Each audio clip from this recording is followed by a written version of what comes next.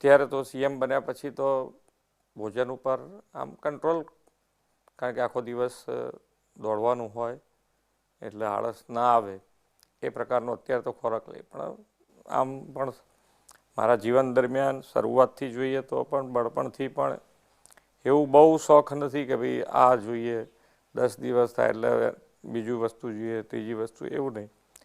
પણ સાદો ખીચડી ફેવરિટ છે મારી ડીશ, અને સાદો ખોરાક અનુકૂળ વધારે એમ બહુ.